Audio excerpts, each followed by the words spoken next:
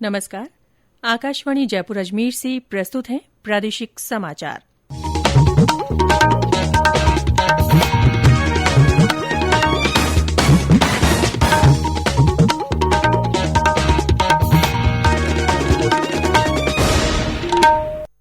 मुख्य समाचार।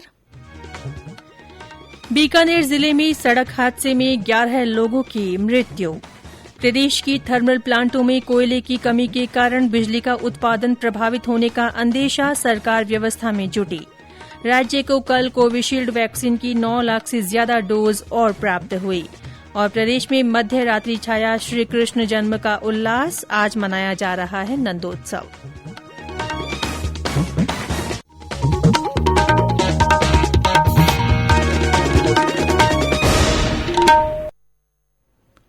समाचारों के साथ मैं रितिका गुप्ता।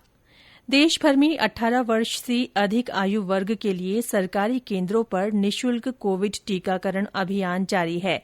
युवाओं से आग्रह है कि टीका जरूर लगवाएं और अन्य लोगों को भी इसके लिए प्रोत्साहित करें। जब तक आवश्यक न हो, घर से बाहर न निकलें और सुरक्षा के 3 सरल उपायों का पालन करें।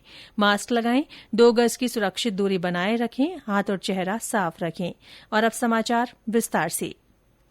बीकानेर जिले में आज तड़के एक सड़क हादसे में 11 लोगों की मृत्यु हो गई। इस दुर्घटना में 7 व्यक्ति घायल भी हुए हैं।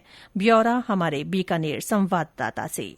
बीकानेर के नोखा थाना इलाके के श्री बालाजी गोलाई के पास आज अल सुबह एक सड़क हादसे में 11 लोगों की मौत हो गई। इस हादसे में 7 लोग घायल बताए जा रहे हैं। ट्रेलर और क्रूजर गाड़ी के आमने सामने की हुई भिड़ंत में 8 लोगों की मौत घटना स्थल पर ही हो गई, जबकि 3 घायलों ने नोखा अस्पताल में इलाज के दौरान दम तोड़ दिया। टक्कर इतनी जबरदस्त थी कि जिसमें क्रूजर गाड़ी के परखच्चे उड़ गए। घटना के बाद दोनों तरफ जाम लग गया। मौके पर पहुंची पुलिस रास्ता सुचारू करने में लगी है। इस हादसे में 7 घायलों को बीकानेर के पीबीएम अस्पताल में रेफर किया गया है। मृतक सभी मध्य प्रदेश के सजन खेड़ाव दौलतपुर निवासी बताए जा रहे हैं। पुलिस मामले की तफ्तीश में जुटी है। मोहम्मद रफीक पठान, आकाशवाणी समाचार, बीकानेर।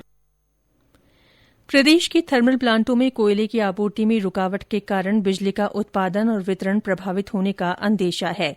इस महीने मानसून बारिश की कमी और अपेक्षाकृत अधिक तापमान के कारण औसत विद्युत मांग में 700 से 800 लाख यूनिट की बढ़ोतरी हुई है। थर्मल प्लांट के अधिकारियों ने बताया कि अगस्त महीने में औसतन 2000 लाख यूनिट रोजाना विद्युत की मांग होती है, जो कि इस वर्ष बढ़कर 3100 लाख यूनिट तक पहुंच गई है। कोयले की कमी के कारण सूरतगढ़ की 6 इकाइयां, सिंध की 2, अडानी के थर्मल प्लांट की 1 इकाई पिछले कई दिनों से बंद है। इस तरह कुल 3400 मेगावाट विद्युत उत्पादन नहीं होने से कोटा की 6 इकाइयों पर पूरा भार आ गया है। विद्युत उत्पादन का खर्च भी वर्तमान में बढ़कर 20 रुपए प्रति यूनिट तक पहुंच गया है। इस बीच सूरतगढ़ सुपर क्रिटिकल थर्मल विद्युत परियोजना की 660 मेगावाट की वाणिज्यिक इकाई से सफलतापूर्वक उत्पादन शुरू हो गया है। प्रदेश में कोरोना की मौजूदा लहर के संक्रमण में गिरावट के साथ ही स्वस्थ होने की दर बढ़कर 99.05% हो गई है। कल इस बीमारी से 21 और रोगी ठीक हुए। अब तक 9,45,000 से अधिक लोग संक्रमण मुक्त हो चुके हैं। सक्रिय मामलों की संख्या घटकर 109 रह गई है। 16 जिलों में फिलहाल कोई सक्रिय मरीज नहीं है। कल 3 जिलों में 7 नए संक्रमित मिले। जयपुर जिले में 5 और जोधपुर तथा राजसमंद में 1-1 व्यक्ति में संक्रमण की पुष्टि हुई। 30 जिलों में कोई नया रोगी नहीं मिला। केंद्र सरकार की ओर से कोरोना के प्रति जागरूकता लाने के लिए जन आंदोलन चलाया जा रहा है। इसी के तहत आकाशवाणी जयपुर के समाचार बुलेटिनों में प्रसारित की जा रही विशेष श्रृंखला जनता का संदेश, जनता के नाम में सुनिए हमारे श्रोता का संदेश। नमस्कार, मैं हरिओम कश्यप एनवीएस जोधपुर से। मैं आप सभी से यह अपील करता हूं कि बाहर जाते समय हमेशा मास्क लगाएं और जो लोग वैक्सीन के पात्र हैं वो वैक्सीन जरूर लगवाएं। धन्यवाद। कोविड संबंधी राष्ट्रीय हेल्पलाइन नंबर हमारी वेबसाइट newsonair.gov.in पर उपलब्ध है। ये समाचार आकाशवाणी जयपुर अजमेर से प्रसारित किए जा रहे हैं। समाचार अभी और भी हैं, उससे पहले कोरोना जागरूकता संदेश।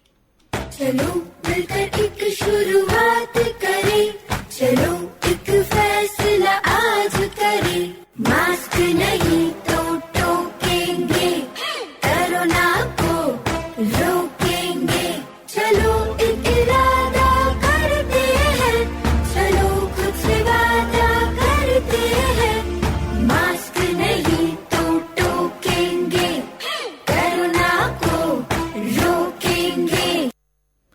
प्रादेशिक समाचारों में फिर से आपका स्वागत है।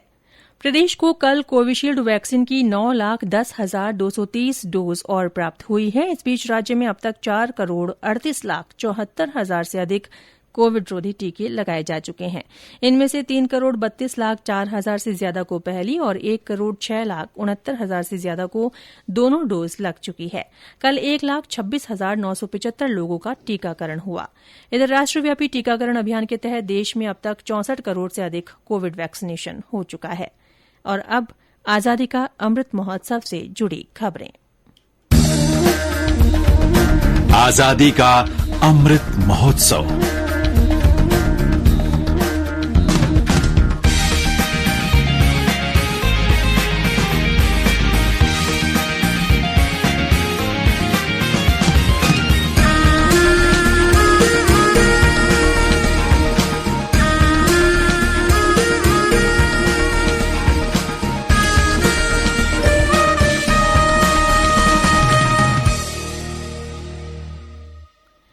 अमृत महोत्सव के तहत सूचना एवं प्रसारण मंत्रालय के क्षेत्रीय लोक संपर्क ब्यूरो की ओर से भीलवाड़ा जिले के बिजोलिया क्षेत्र में चलाया गया प्रचार अभियान कल समाप्त हो गया।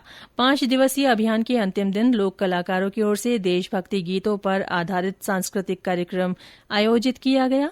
सहायक निदेशक रामेश्वर लाल मीणा ने बताया कि इस दौरान स्वतंत्रता सेनानियों के परिजनों का सम्मान किया गया और अमृत महोत्सव के महत्व का संदेश आमजन को दिया गया।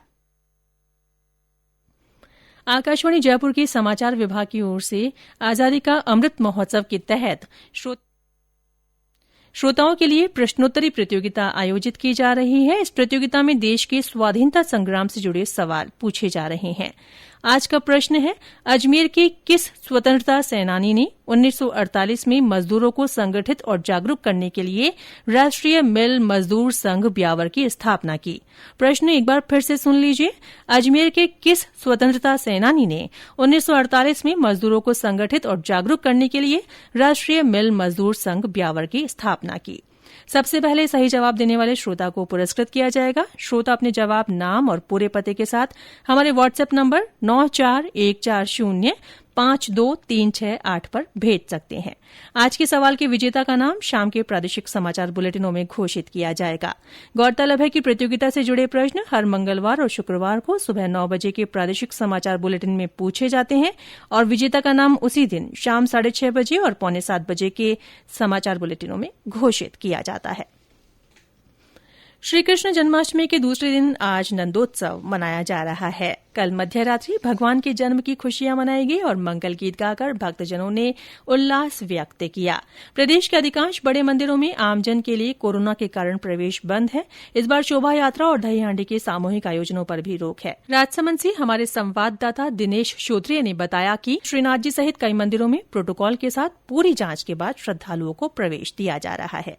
श्रीनाथ जी मंदिर नाथद्वारा में जन्माष्टमी पर्व हर्षोल्लास के साथ मनाया गया। इस अवसर पर कल रात 3 घंटे के लिए जागरण के दर्शन खोले गए व इसके पश्चात 12 बजे नगर के रिसाला चौक में 2 अलग अलग तोपों से 21 तोपों की सलामी दी गई और कान्हा के जन्म की खुशी मनाई गई। तिलकायत पुत्र विशाल बाबा ने बताया कि मंदिर में जन्माष्टमी की सभी परंपराओं को पूरा किया गया। पुष्टि मार्ग में श्री कृष्ण देवत्व तो है ही, लेकिन उससे भी ज्यादा वो हमारे घर के सदस्य हैं और उसी भाव से सेवा का क्रम पूरा किया जाता है। नाथद्वारा मंदिर मंडल के सीओ जितेंद्र ओझा के अनुसार आज मंगलवार को सुबह के समय नंदोत्सव के अवसर पर मंदिर में केसर युक्त दही व छाछ का छिड़काव का सेवा क्रम पूरा किया जा रहा है। मंदिर में प्रवेश करने वाले श्रद्धालु के लिए कोरोना वैक्सीनेशन के न्यूनतम रिपोर्ट के साथ एक पहचान प्रवेश दिया जा रहा है।